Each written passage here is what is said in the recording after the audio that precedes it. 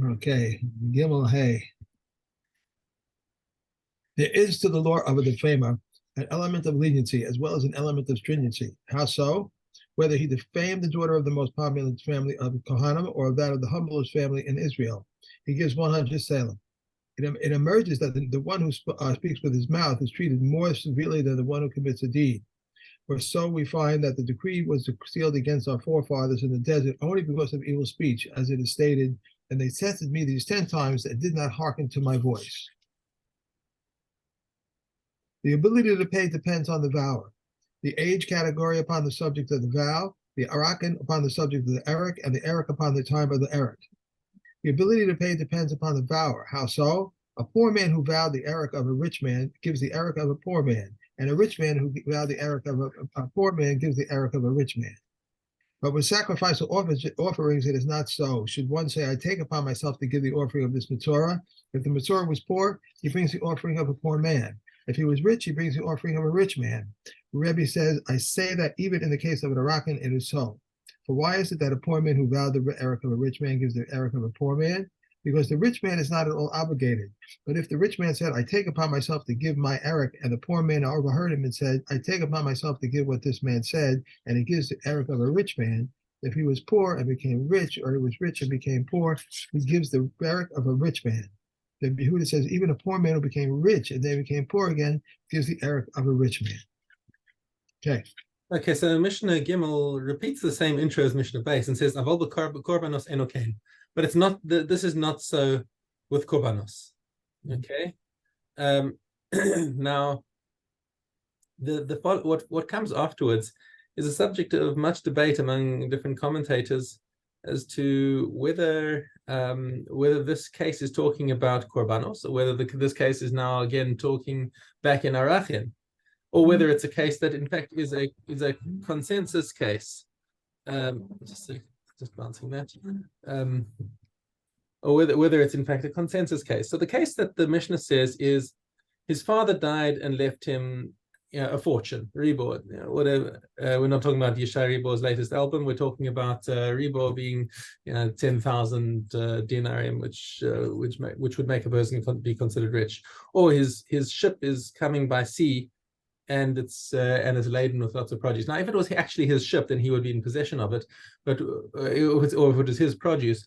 But rather, the Gemara tries to explain this as a situation where he had leased his ship to somebody else, with the money being payable on arrival in port. And the ship's on its way to port, and it's like it's going to be there in the next day, hour, whatever. But right now he's poor, but as soon as the ship docks, he'll be rich. Okay, so now, so this is what it hinges on, and that's clearly something that's money that's not yet his, but is about to come into his position, and it's kilo davashlo ba'alo olam. It doesn't yet exist. Okay. Ra'oi k'muchzak is another term that we use for it.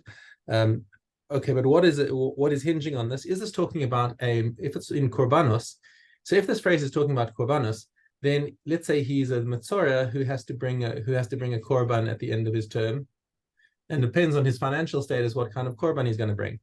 So here he's at the situation where he needs to bring his korban, and he's got money on the way, but he's still poor. So he still brings the korban of an ani, the birds. Okay. Or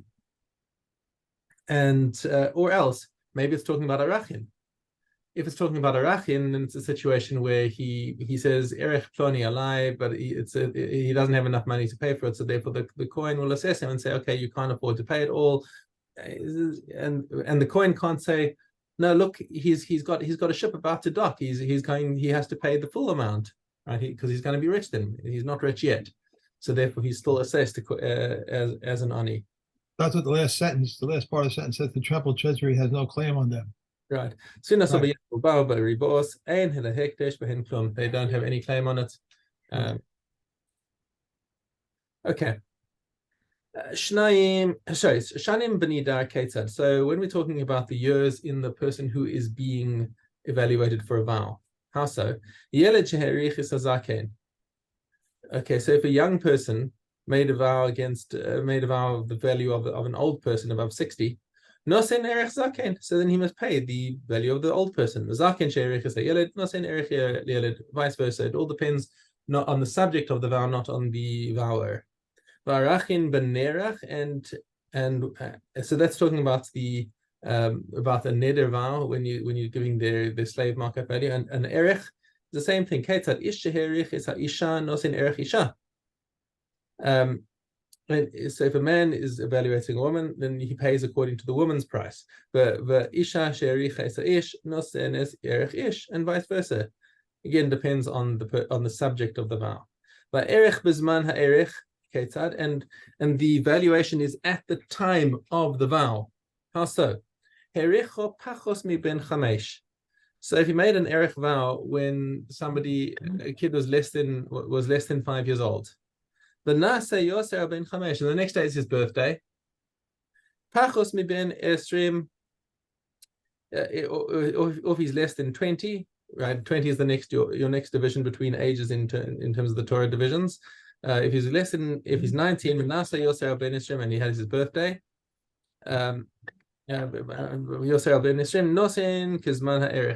then he gives according to the time of the erech.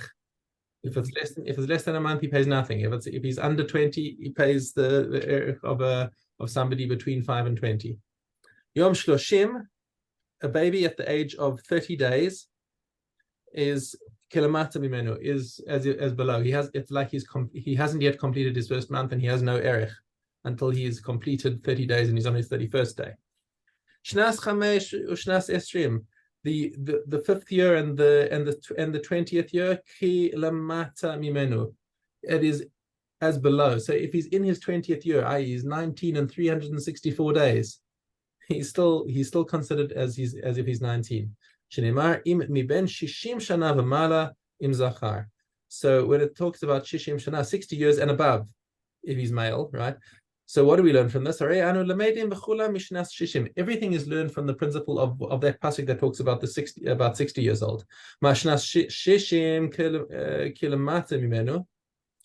Just as the 60th year is grouped with the lower bracket. So too, the 5th and the 20th year are judged as below the line in the lower bracket. Hey, is that so? Says the Mishnah. We can understand that the 60th year is pushed down into the lower bracket because it's more machmir. It's a higher value if you're pre-60. Are you going to do the same thing where if somebody is in their 20th year, you're going to make it a lower evaluation? Okay, and maybe not a good comparison. Talmud Lomar, Shana Shana. There's a Gezerah Shava we're using the word Shana. Ma Shana Hamara b'shnas shishim kilamata mimena, af Shana Hamara b'shnas chamesh, ushnas esrim kilamata mimena. So similarly, any year that's mentioned in the Arachin is considered as the lower bracket. Bein lahakel, bein lahachmir, whether it's stringent or whether it's lenient. Rabbi Elazar Omer, ad sheyu yeseros al hashanim chodesh v'yom echad. He says, well, actually, just like the month-old baby is only considered for an erech once he's completed 30 days plus 1 day. Okay.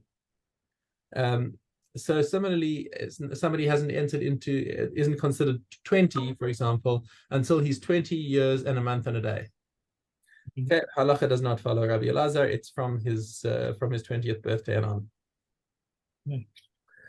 Okay, Perek Hay. Ha'omer mishkali alai. He says, I will donate my own weight. Okay, fine. He wants to donate his own weight to the sanctuary. No say mishkalo. Yes, he must give his own weight. If he wants to, he can bring it in silver. Imras zahav. If he wants to bring it in gold, he can bring it in gold. But he can even bring it in onions if he wants to. Right? it doesn't have to. If he didn't specify, he's going to bring his weight in something. Okay, so he's going to bring his weight in something, but it doesn't have to be silver or gold. But it all depends on their social stature. Maaseh be'ima shel Yermatia. There was a certain well-to-do woman, the mother of Yermatia. Shemra Mishkal Biti Alai. She I think there was an illness involved, and she wanted to donate her daughter's weight to the Mikdash. But she came to Yerushalayim ushkaluha, and they weighed her daughter. Benasna Mishkala Zahav, and she paid that weight over in gold.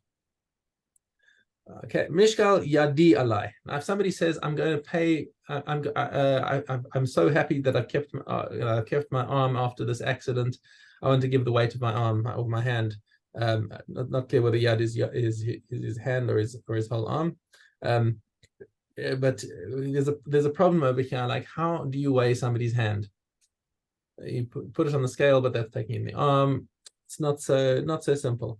So Rabbi Yehuda comes up with a suggestion. He says, let him fill up a barrel with water, and he puts his arm in until his elbow. So we're talking about, I guess, up to his elbow joint, okay? And displaces a certain amount of water and takes his arm out. Now, v'shokel basar chamar b'gidin, and he must weigh a certain amount of meat and sinews and whatever of a donkey. Approximately equal to the proportions that you'd find in a human. And you put it and you start putting these pieces of donkey meat into the barrel until the water level reaches the brim. And then you take out however much weight of donkey meat you put in is how much weight he's going to have to pay for. Okay, and Kahati points out that you would have to weigh the meat beforehand, because if you put it in and then it becomes saturated with water, you're going to have too much weight inside there. Amar Rabbi Yossi, he said he doesn't like Rabbi Yehuda's solution. Flesh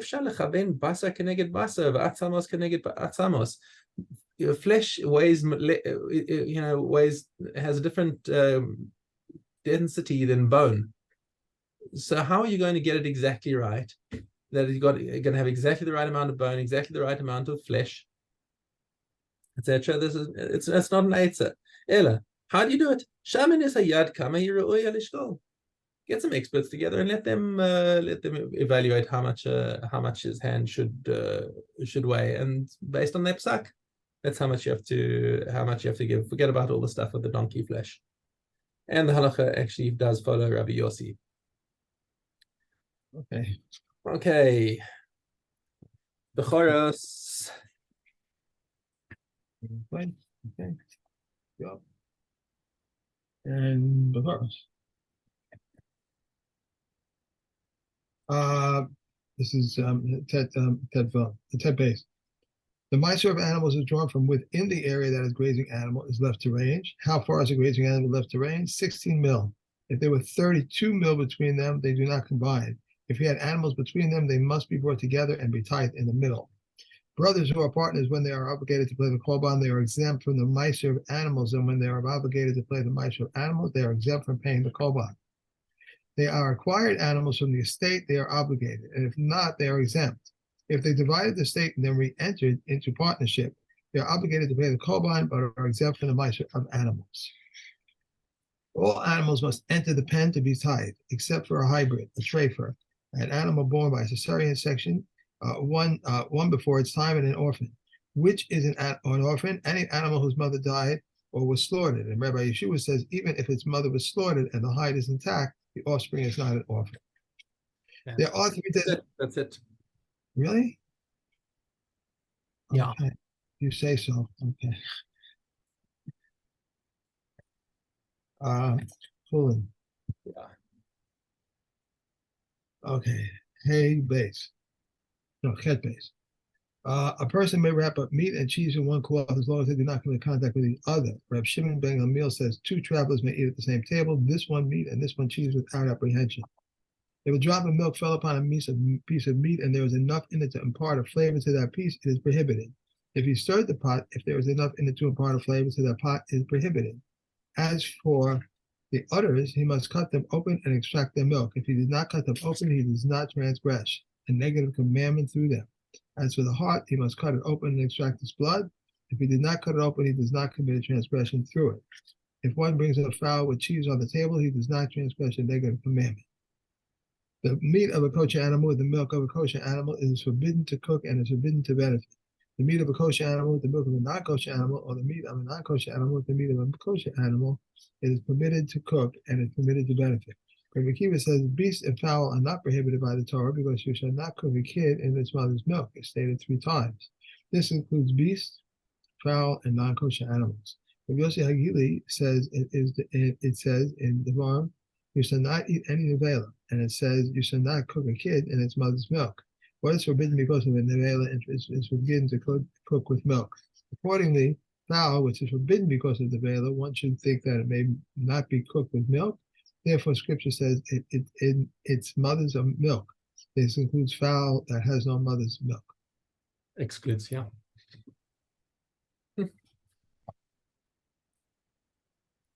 Okay, above. Okay. With the curtailing of conversation, with the curtailing of laughter, no, I'm sorry, I didn't start my first. Okay. Well, Mishna with the curtailing of business activity, with the curtailing of social activity, with the curtailing of pleasure. Oh, no, come back. Remember, I think in your edition it was sorry. It starts with Hamakir, one who knows his place. Right. One who recognizes his place, one who is happy with his lot, one who makes a fence around his affairs, does not take credit for himself, is beloved, loves his fellow's burden, judges him favorably, sets him on the path of truth and sets him on the path of peace. One who is settled in his study, asks and answers, hears and adds. One who studies in order to teach, and one who studies in order to practice. One who makes his teacher wiser, one who actually repeats what he heard, and one who says something over in the name of the one who originally said it. For you have learned this, and that whoever says something over in the name of the one who originally said it brings redemption to the world as it is stated, and Esther informed the king in Mordecai's name. Great is Torah, for it confers life on its practitioners in this world and in the world to come, as it states, for they are the life to those who find them, and the healing for all flesh. And it states, it will be health to your navel and marrow to your bones. And it states, it is a tree of life to those who grasp it, and its supporters are fortunate. And it states, for they are an adornment of grace for your head and a chain for your neck. And it states, you will be an adornment of grace upon your head, and it will be a so a crown of splendor upon you. And it states, for through me your days will be increased, and there will be increased the years of life for you. And it states, the length of days is at its right, at its left, wealth and honor. And it states, for they may add up to your length of days and years of life and peace. And it states, its ways are ways of pleasantness, and all the pathways of peace. Reb Shimon ben Menashe says in the name of Reb Shimon ben Yochai, beauty, strength, wealth, honor, Torah, wisdom, old age, and ripe old age, and children, they are fitting for the righteous. And fitting for the world, as it is stated, the crown of splendor is ripe old age, and it will be found in the path of righteousness. And it states, the splendor of youth is in their strength, and the glory of the elders in their hoariness. And it says, the ground of the wise is their wealth. And it says, the ground of elders is grandchildren, and the glory of children in their parents. That is, instead, the moon will be humiliated, and the sun will be shamed. But Hashem, master of legions, will have reigned in Mount Zion and Jerusalem, and they will be an honor for his elders. And Shimon ben Menashe says, the 7 qualities that the sage is enumerated as fitting for the righteous, all of them were found in Rebbe and in his sons. Okay. And we're going to finish this tomorrow. Where are we going to go after that? After that is what's it called? Horaios. I just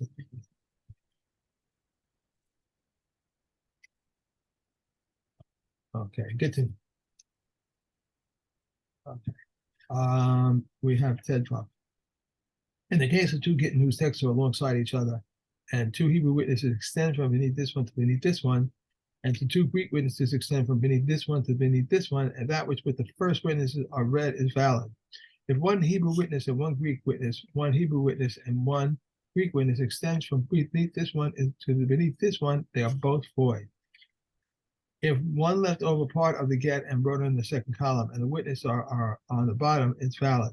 If the witness is signed at the top of the page, or the side, or the back of the open get, it is void. If on the top of this one was attached to the top of this one, and the witnesses are between, they are both void. If at the end of this one was attached to the end of that one, of this one and the witnesses are in between, that which with the witnesses are read is valid.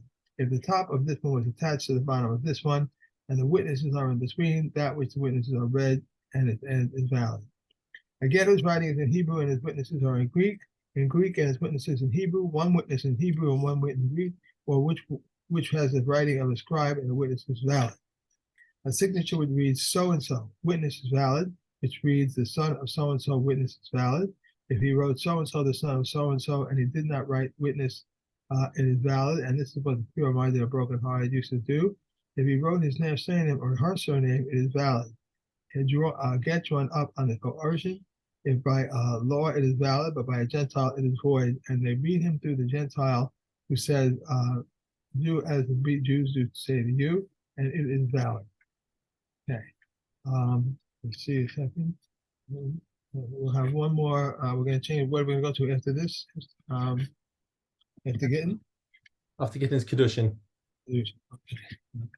That makes sense. Put this in place over here. Okay. So we have tomorrow Kedushin and the next day Horayos.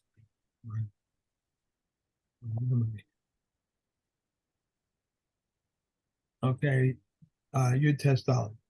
One who had two infants, one to circumcise after Sabbath and one to circumcise on the Sabbath, and he forgot to circumcise the one who was to be circumcised after the Sabbath on the Sabbath, he is liable.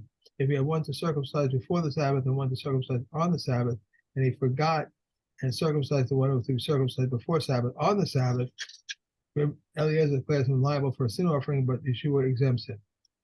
An infant may be circumcised either on the 8th, 9th, 10th, 11th, or 12th day, not earlier, not later. How is this? In the normal course, he is circumcised on the 8th. He was born on twilight, he is circumcised on the 9th.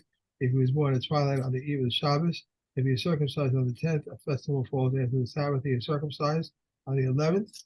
In the case of the two festival days, Rosh Hashanah, he is circumcised on the 12th. A sick infant, we may not circumcise him until he recovers. These are the shreds that invalid. These are the shreds that invalid the circumcision. Flesh that covers a larger part of the corona, and he may not eat of truma. If he was fleshy, he must rectify it by appearance state. If he was circumcised but did not expose the circumcision, it is if he did not circumcise. Okay. And that was it. Yeah. Okay. And the last one we have here is.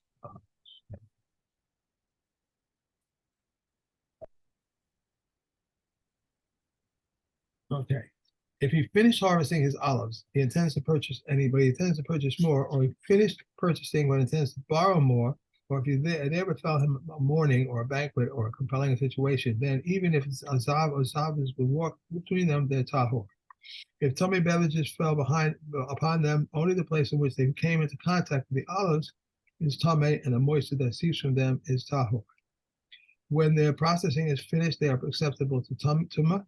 If beverages fell upon them, they are tameh. The moisture that seeps from them, if Eliezer regards it as tahor, and the sages regard it as tameh. If Shimon says they did not argue concerning the moisture of the seeps from the olives, which is tahor, but concerning what would they argue?